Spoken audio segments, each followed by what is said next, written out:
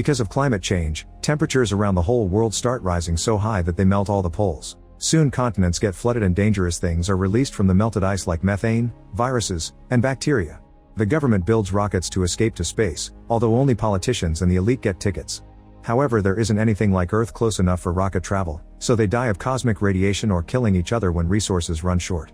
Earth is now a post-apocalyptic land and the remaining survivors live in settlements on top of mountains where contamination can't reach them. Eva lives in a bunker built by her father with a military robot named Arthur.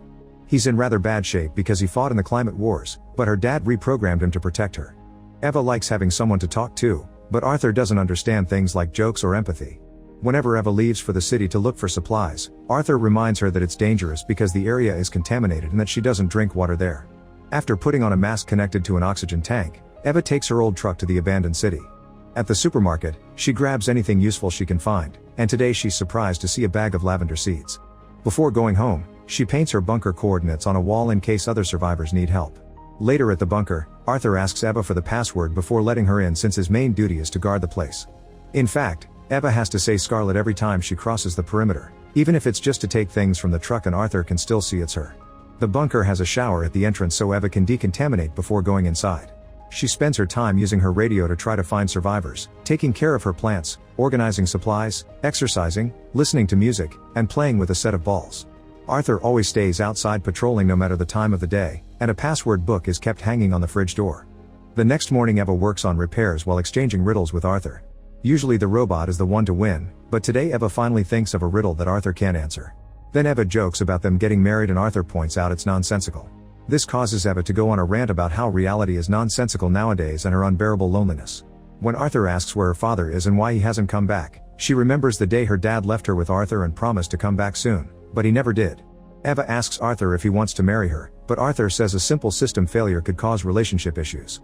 Eva thinks there's nothing about him she can't replace and wonders if she's the only person left in the world. She tells Arthur that she painted her information on a wall in the city and he can't understand why because he thinks if there were survivors they would have already left signs. When Eva asks him about the laws of robotics, Arthur goes through them quickly. Robots can't hurt humans on purpose or by omission. Robots must always obey humans unless it goes against the first law, and robots must always protect themselves unless it goes against the first two laws. Then Eva points out that for Arthur to protect its own existence, he should find new power sources. She's been using solar panels from decades ago and wonders why it has to be her job to do maintenance. Arthur reminds her he's a patrol robot, not an assembling one, so his job is to stop intruders from entering the bunker.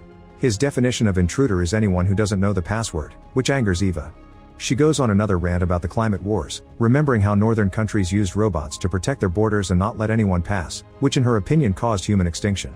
She thinks this programming goes against the laws of robotics because if a refugee comes by seeking water, Arthur won't help them. If she could, Eva would reprogram Arthur to make him a domestic robot instead. Arthur can't believe the stories he's hearing about robots hurting humans during war, so Eva explains he used to be an army soldier too and her father reset his memories when he found him. Afterward Eva finishes doing some connections for extra solar panels, hoping this year she can hang some Christmas lights for the holidays. She wants to give Arthur a present, but he says robots don't get gifts. Eva admits she wouldn't know what to give to a robot without likes and dislikes and says it would be very helpful if he could pretend to be human every now and then. Sometime later Arthur surprises Eva by saying he wants his broken eye replaced for Christmas. He also wants the answer to the riddle he couldn't solve, but Eva says the point is for him to think about it. In the evening Eva takes out the Christmas decorations but gets distracted when he notices Arthur acting weird during his prattle. This causes some decorations to fall off the table and break. The next day Eva announces she'll go to the city to find a plastic Christmas tree. She crosses the perimeter to get the gas can and when she tries to go back to her truck, Arthur asks for the password. However, when Eva says Scarlet, Arthur says it's incorrect and points a gun at her. Eva tries again but Arthur won't move even though he admits he recognizes her as Eva. He explains the password has changed and Eva remembers it happens every 3 months.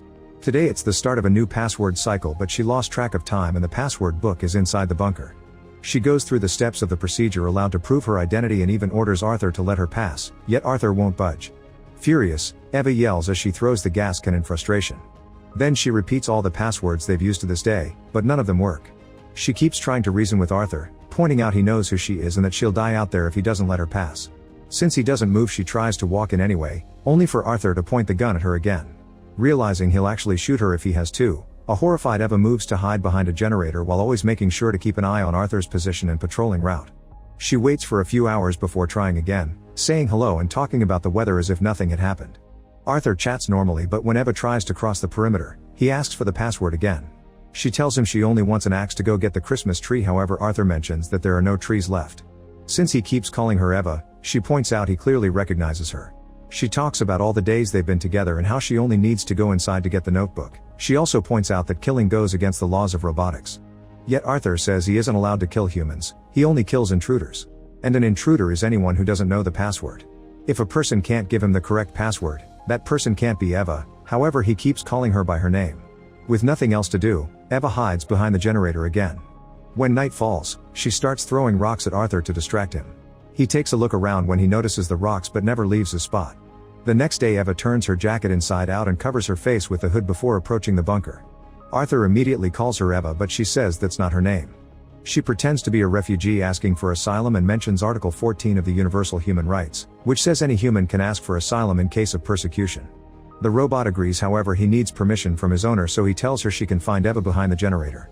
Eva hides to change her clothes to look as usual and comes out to ask Arthur if anything new happened. When she hears about the refugee, she tells him to let her pass. Then she hides to put on the refugee costume and tries again. This time Arthur is willing to let her come in, but first he needs to go through a few protocol questions. He asks what kind of refugee she is, since political refugees have rights but climate refugees do not. Eva obviously answers political and Arthur asks for proof of persecution. Eva can't believe what she's hearing and makes up a story about the war in her country, killing all her family and burning her house, so she has nothing. Next he asks for her documents or the paperwork done at the borders granting her refugee status. She says she already filled out all the paperwork and asks for water, but Arthur says he must always give water to Eva first. Seeing they're going in circles, Eva leaves and spends the night behind the generator. In the morning, Eva wakes up feeling very weak. She goes to sit in front of Arthur, who asks how it's possible for her to be the last person on Earth if yesterday he saw an intruder and a refugee. He theorizes that there must be more humans in the power plant because if there's power, then someone is doing maintenance at the plant. Eva explains robots are doing it, but Arthur doesn't understand why they would work for nobody. Before answering that, Eva asks for water, but Arthur says he can't take anything from the base without authorization. Getting angrier, Eva starts ranting against robots. She says the power plant is still working because a robot as stupid as Arthur can't do anything except follow their programming. To close the plant it had to activate the protocol, which ended with a message that said please confirm you aren't a robot, which obviously that robot worker couldn't do. Arthur doesn't see this as a problem because a robot capable of lying shouldn't be responsible for dangerous facilities, and never reveals he wasn't able to get her riddle because the answer involves lying, which he can't even start to comprehend. After taking a short rest, Eva remembers something and runs to her truck.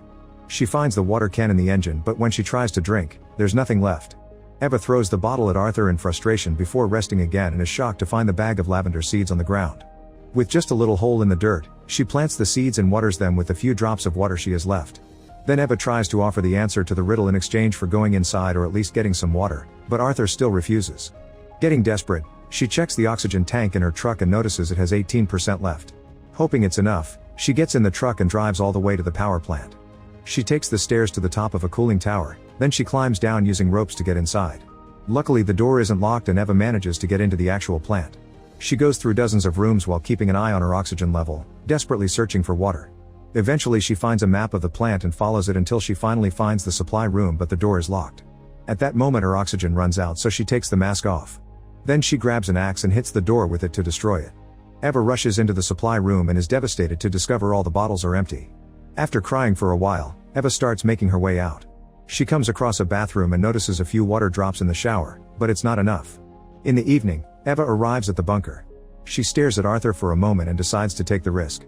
The truck speeds up toward the bunker and Arthur immediately opens fire, forcing Eva to jump out of the vehicle. A few more shots make the truck explode, causing a huge fire and several wounds for Eva. She destroys her jacket to create a bandage for her arm and passes out because of the heat. The next morning the fire is out and Eva is so weak she can barely move. She drags her body on the ground until she can rest against the solar panels. Arthur comes closer to inform her that an intruder tried to destroy the bunker last night and is now hiding behind the generator with the refugee. Eva tries to tell him it was all her, but Arthur insists he doesn't make mistakes. Sometime later Eva is shocked to see her dad approaching her to offer water, but she's hallucinating because of the heat and it's actually Arthur. He says she can go inside if she tells him the password and ignores her plea for water, so she passes out. A few hours later Eva wakes up when she feels water drops falling on her face. She realizes it's raindrops that got stuck on the solar panel and immediately gathers them to drink them, but they're disgusting and she has to spit them. Eva wonders if Arthur would take care of her if they were married and he says yes, but it's impossible to do it now because she'll die very soon. This would make him a robot widower, and he doesn't know what a robot widower is supposed to do, which he considers a worse problem than her death. His words make her have a breakdown. Sometime later, a new hallucination takes over Eva's mind. She sees herself in perfect condition standing in the city while hearing the laughter of children. Arthur snaps her out of it when he asks for the answer to the riddle, saying she's dying anyway. Eva forces her body to stand up just to give Arthur the finger before collapsing. The hallucination returns, but Eva refuses to die yet, saying she must find a way to defeat the machine. She asks about an emergency mode, and Arthur explains that will only activate when she dies, calling it a good solution. He points out that she can die in peace because the refugee and the intruder will rebuild society. With her last breath, Eva asks him to take care of her lavender seeds, and then she dies.